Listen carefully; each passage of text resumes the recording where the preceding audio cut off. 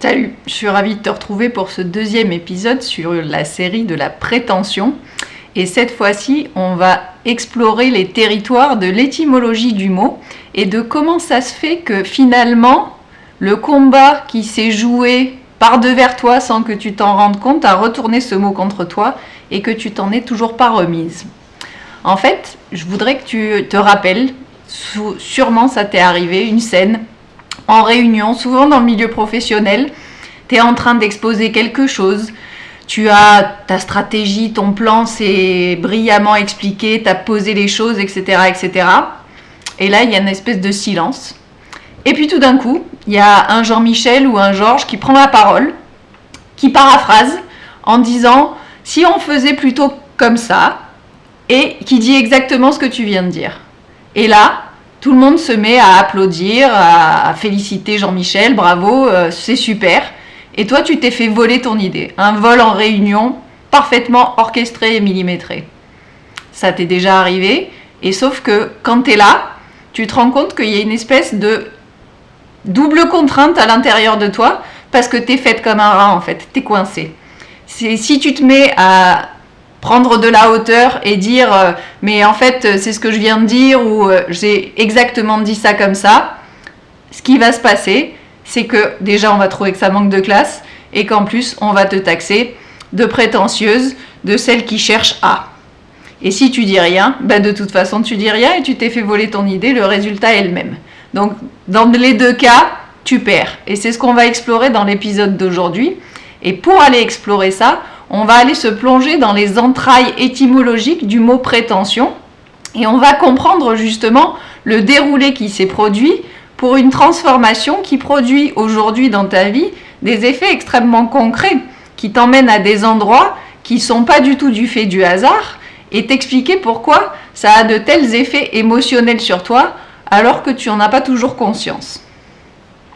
Ça a été passionnant d'aller chercher l'étymologie du mot prétention parce que finalement, la première qui vient, c'est pretendere. Et pretendere, c'est du préfixe pré, c'est mettre en avant, et tendere, c'est s'étendre, réclamer.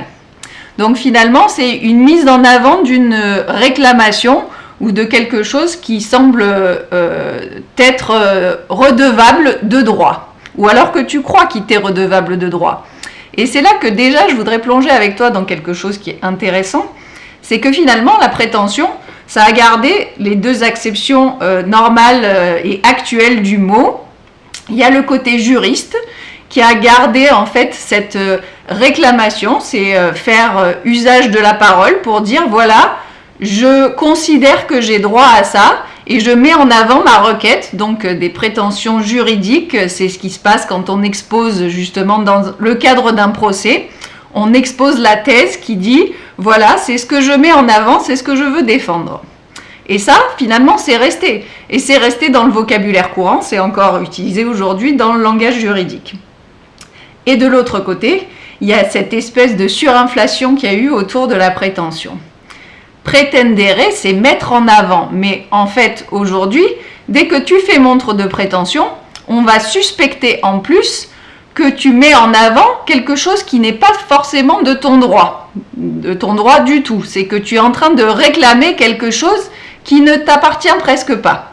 Et ça, ces deux acceptions, elles se font face, mais c'est intéressant justement de regarder que si tu regardes l'endroit où il y a un petit pont entre ces deux termes, c'est les prétentions salariales. Et d'ailleurs, c'est intéressant d'observer comment tu te poses et que tu te positionnes quand justement on te demande tes prétentions salariales. Est-ce que tu considères vraiment que tu y as droit? Ou est-ce que le fait déjà de dire que ce sont des prétentions salariales, ben ça sous-entend l'idée que tu es en train de te faire mousser au-delà de ce que tu pourrais être payé? Est-ce que tes prétentions salariales sont aussi prétentieuses que tu peux l'être parfois? Et ça, c'est intéressant de le noter parce que ce soit resté cette espèce de pont un peu bizarre entre les deux acceptions du terme à un endroit où il y a de l'argent en jeu, moi je trouve ça intéressant. Je t'invite à te poser la question. Mais en cherchant justement l'étymologie de prétention, je suis allée farfouiller et il s'est passé un truc à un moment il y a cette idée quand même que c'est devenu quelque part moral. Mais ça, je vais t'en parler après, parce que si on regarde prétention, c'est l'orgueil, c'est la vanité, c'est l'arrogance et c'est l'infatuation. Donc je suis allée chercher des étymologies qui correspondaient à orgueil, puisque finalement, faire preuve de prétention, c'est être bouffi d'orgueil, être rempli de quelque chose. Et là, ça devient vraiment intéressant d'aller creuser là-dedans. Je vais t'expliquer pourquoi.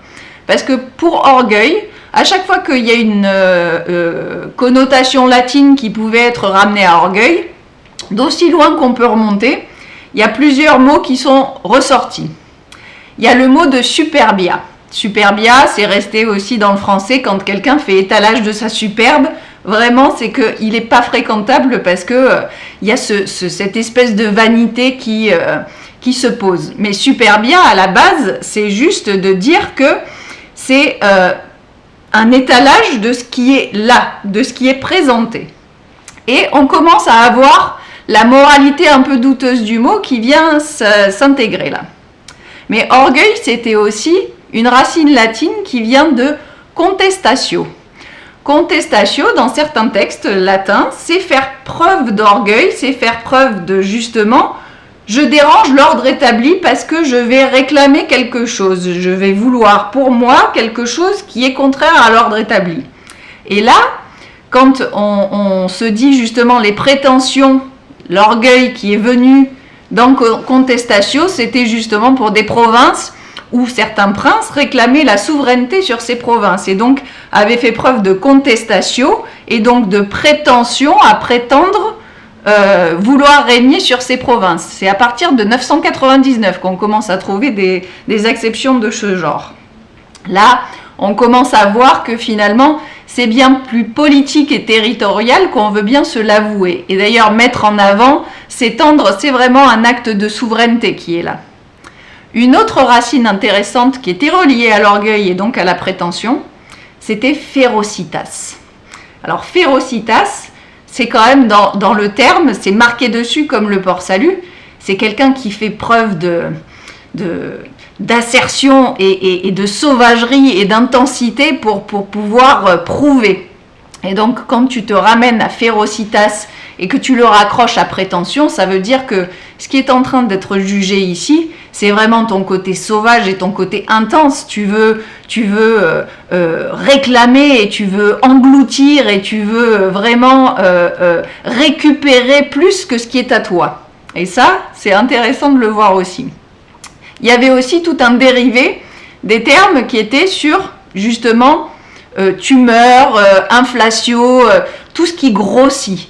Tout ce qui grossit, c'est ce qui prend le territoire sur quelque chose d'autre. Donc quand tu es bouffi d'orgueil, tu es empli et enflé de ta propre suffisance, c'est bien que tu es en train justement d'avoir un mouvement d'ascension et tu te répands beaucoup partout, trop, plus. Et là, ça commence à poser un problème. Et finalement, ce que ces racines, elles viennent indiquer, c'est qu'il y a eu quand même une petite orchestration de relier quelque chose à une extension de souveraineté et de territoire qui a été rattachée à une faute morale. Et aujourd'hui, quand tu fais preuve de prétention, en fait, tu es en train de produire une faute morale. C'est ce que le langage et les étymologies nous amènent à comprendre, et ça a un lien avec les effets que ça va produire dans ta vie et surtout dans quel état ça vous met tous, là, qui me regardez, vous tous à qui on a dit souvent que vous étiez prétentieux. Comment ça se fait que ça vous met dans cet état-là? C'est parce que ça commence à toucher à des fautes morales. Et ça, c'est très intéressant. Un dernier mot étymologique qui est hyper intéressant aussi, c'est quand on dit de quelqu'un qu'il est fat ou qu'il est infatué de lui-même. Infatué, ça vient de quand même une racine latine qui veut dire rendre fou. Donc là, on a toutes les composantes. On a le fait d'être sauvage, férocitas, d'être empli de quelque chose qui est au-dessus, parce que superbia, c'est au-dessus. Donc la superbia, on a quand même ce fleuron un peu de la dissidence dans contestatio, et on a carrément rendre fou dans infatuare. Tout ça, c'est ligué Parce que ce que je veux que tu comprennes, c'est que ça parle bien de souveraineté derrière tout ça. Et si on commence à parler de souveraineté derrière la prétention, il y a un truc très intéressant qui se produit juste après, c'est qu'il y a une sorte de mécanique, à cause de cette faute morale, justement, de double contrainte qui se met en place. Imagine, on reprend l'idée du vol en réunion, c'est ce que je t'ai expliqué. Si tu essaies de tendre vers l'avant, de réclamer ce qui t'est dû, c'était bien ton idée, on vient de te la chouraver sous tes yeux en pleine réunion. Si tu fais ça, tu vas être jugé comme étant ouais, elle se prend pas pour rien, quoi. C'est bon, les idées ça se partage et l'intelligence collective, alors qu'est-ce que ça dit? Donc ça, c'est première, tu peux pas gagner là. Tu as déjà commis, là encore, une faute morale. Tu vas pas réclamer ce qui t'est dû parce que c'est juste toi qui l'as pendu. Quelle idée, voyons. Mais si tu ne dis rien, si tu laisses passer, si tu te mets à ruminer, le résultat, il est exactement le même. C'est-à-dire que finalement, tu as accepté de te faire voler ta souveraineté en ne disant rien parce que tu peux pas gagner. Et cette double contrainte, en fait, elle s'exerce dans tous les domaines de la vie où tu voudrais faire étalage de prétention. Si tu veux dire, ouais, mais moi j'ai compris un super truc, tiens, je veux t'expliquer, etc., etc., trop d'emphase, oulala, calme-toi. C'est qu'on va te dire, attention, là, tu commets une faute morale, première contrainte, premier ficelage. Et si tu prends des précautions oratoires parce que tu es quand même content ou contente de ton idée et que tu voudrais la transmettre et la partager, précaution oratoire, finalement, elle va se dissoudre et elle va se liquéfier, comme justement ta souveraineté va se liquéfier parce qu'il n'est plus question de prendre la place là, mais sauf que tu as perdu. Donc tu perds dans les deux cas et tu perds à tous les coups. Et ce que je voudrais que tu vois, c'est que cette double contrainte et ces retournements de mots qui ont eu lieu, ils sont encore plus amplifiés quand on parle d'intelligence. Et je vais t'expliquer pourquoi. En fait, la prétention déjà, est-ce que tu trouves dans ta vie des moments où finalement elle ne s'est pas rapprochée à quelque chose qui est intrinsèque au savoir et à la connaissance? C'est rare quand même quand on se dit ouais mais le mec ou la nana là ils sont hyper prétentieux, mais que ça ne parle pas d'intelligence en fait. Parce que si il est question de richesse, le mec qui va être hyper riche et qui va faire étalage de sa richesse, on va pas lui dire qu'il est prétentieux, on va lui dire qu'il est vénal, on va lui dire qu'il est bourrin, on va lui dire plein de trucs, mais qui ne reviennent pas directement sur cette idée de savoir et de connaissance. Et l'intelligence, c'est là où s'est jouée toute la dissension et la sédition justement quand on a commencé à parler de prétention. Parce que je voulais m'intéresser à des autres caractéristiques autour d'intelligence, c'est quand on commence à dire je suis très intelligent ou je suis très intelligente. Et là aussi on va s'intéresser à l'étymologie. On parle de traits. Je suis très grand, personne ne va rebiquer, oui ok t'es très grand, ça génère rien de particulier. Par contre, je suis très intelligent, ça commence déjà un peu à tendre. Le mot trait, ça vient du latin trans, et ça veut dire au-delà, donc au-delà de. Donc, je suis très grand, je suis au-delà de, je suis très intelligent ou je suis très intelligente, oui, au-delà, mais ça commence à devenir un peu palpable que ça commence à tendre les gens quand on commence à dire ça. Et c'est ça qui est intéressant parce que justement, si tu accoles trait à intelligent, on se met à franchir une ligne rouge dont on va suivre aussi l'étymologie. Dès qu'il y a quelqu'un qui dit dans une pièce « Ah oui, mais elle est très intelligente », tout d'un coup, le trait, il passe à la trappe, c'est plus au-delà, ça devient plus. Et souvent, plus que. Et plus que moi, sous-entendu. Qu'est-ce qui se produit quand il se passe ça? Comment on en est arrivé au fait que dès qu'on va commencer à parler d'intelligence, il y a une notion de comparaison qui se met à se mettre à l'intérieur de ça. Plus, à la base, étymologiquement, ça vient de pelle, pol, poly, ça veut dire empli de, en abondance. Donc comment ça se fait que sur les autres mots, finalement, le mécanisme de très plus que, il est moindre. Mais sur intelligent, ça marche à tous les coups. Essaye-le quand tu es avec des amis, en réunion ou avec d'autres gens. Commence à dire « moi je suis très intelligent » et tu vas voir les regards qui vont se fissurer. Et donc là, on passe dans le champ du plus que. Et il y a une mécanique qui fait que finalement, c'est cette espèce de maelstrom qui a été orchestré et qui fait que c'est émotionnellement, on est sur « j'étends mon territoire et donc je deviens plus que toi ». Et ça parle de souveraineté et ça parle aussi de réception et de maturité émotionnelle puisque on n'arrive pas à éviter la comparaison. Et ça, c'est un mécanisme que je vais te décortiquer dans le 3e épisode. Parce que qu'on passe de trait à plus, il manque un pont. C'est pour ça d'ailleurs que je t'ai fait un épisode bonus sur cet épisode 2, où il y a un mot qui fait ce pont entre trait et plus, notamment quand on parle d'intelligence. Et là, tu vas comprendre comment ça se fait que dans ta vie de tous les jours, ce retournement des mots et cette volonté de tendre en avant, de faire étalage d'une souveraineté quelconque autour de l'intelligence, t'est renvoyé à chaque fois de manière assez brutale et assez frontale parce que tu déranges l'ordre établi. Et le mot dans l'épisode bonus dont je vais te parler, c'est le mot « trop ». C'est ce qu'on t'a asséné toute ta vie sur les questions de « tu es toujours trop ». C'est le mot qui fait le pont entre trait et plus que moi. Et ça, je te le donne dans un épisode bonus. Donc, s'il t'intéresse, je t'invite à m'envoyer un mail à audrey@uniqueessence.fr ou me laisser un commentaire sur les réseaux sociaux, Insta, LinkedIn ou ici, pour que je prenne contact avec toi et que je t'envoie ce lien-là. Et ce que je voulais te dire, dans la mécanique justement de ce retournement comme un gant de prétention qui est devenu une mécanique interne à toi, c'est que justement, ça s'est intériorisé sans que tu t'en rendes compte et que maintenant, il y a une automatisation qui est mise en place qui fait que tu t'auto-réduis. Parce que tu as intégré dans toutes tes cellules et dans tout ton corps et dans ton non-verbal que, de toute façon, tu n'allais pas réclamer plus que. Parce que ce serait faire étalage de justement « je m'érige contre l'ordre établi » et parce que à un certain moment, c'est devenu dangereux pour toi.